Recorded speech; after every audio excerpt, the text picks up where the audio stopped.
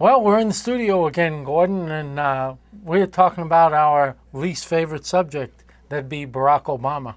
Well, maybe my least favorite subject would be not Barack Obama, but what he's done. Oh, well, I don't. Has he done anything successfully? Presidents all have a legacy.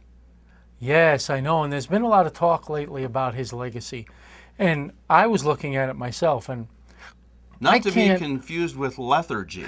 I think it's like legacy we're talking about, right? Yes, I understand.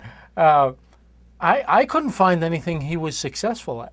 I think he was successful in standing aside and letting an American ambassador and other Americans be murdered. Well, I suppose that is about the definition of success. I was thinking more about what he promised to do or what his goals were at the beginning of his presidency, that even to his own supporters, he hasn't been successful. So I don't understand the popularity, even it's sinking in the polls now, but I don't even understand how it's where it is. You know, there was an old country song, I think Lynn Anderson recorded it, and it's become one that should be familiar to Americans. It went something like this: promises, promises, that's all I ever get. That's kind of what we're getting, or what we've gotten from this president. Yes, and either broken promises or blown promises would be the thing. I mean, of course, if we're all talking about Obamacare lately and how this all been blown, even to the extent of the website, which is just ridiculous.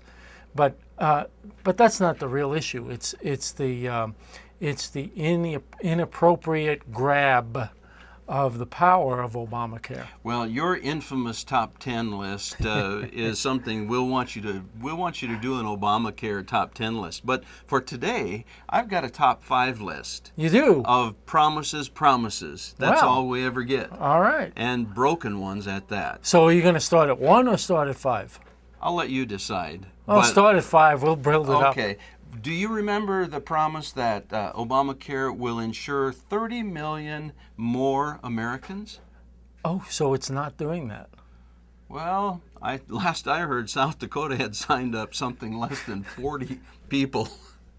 Okay, that's one. I'd say we've got a ways to go. How about it won't add one dime to the deficit?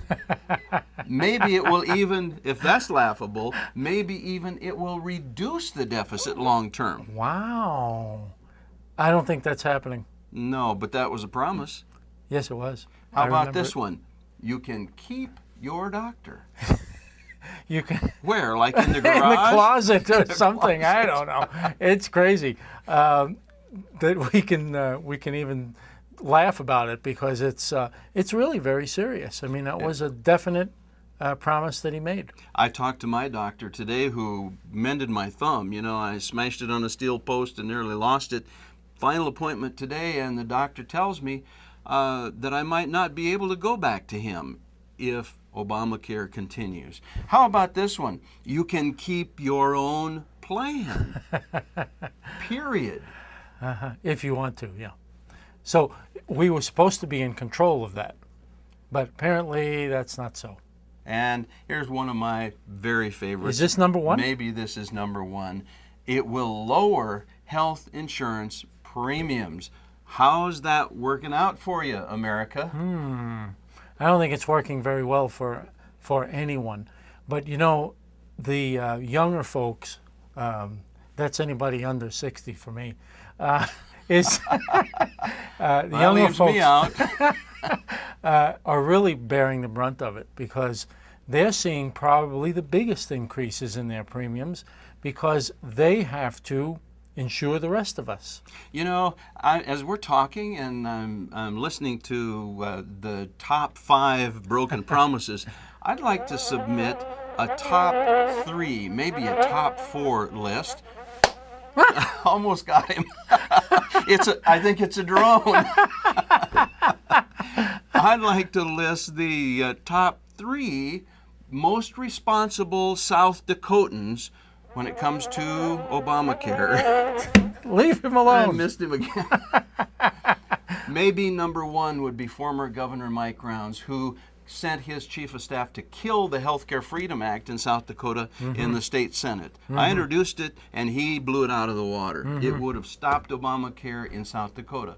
Maybe number two would be current Governor Dennis Dugard, who has taken, not just taken, but applied for and taken over $7 million from the federal government, Obamacare dollars, who cooperated with the federal government in setting up the exchange to begin with. Number three would probably be the leadership of the Republican Party in the state legislature during the last 4 to 8 years. Yeah. That's my top three And list. it's right along with the list of failures. I mean, they promise one thing and do the other.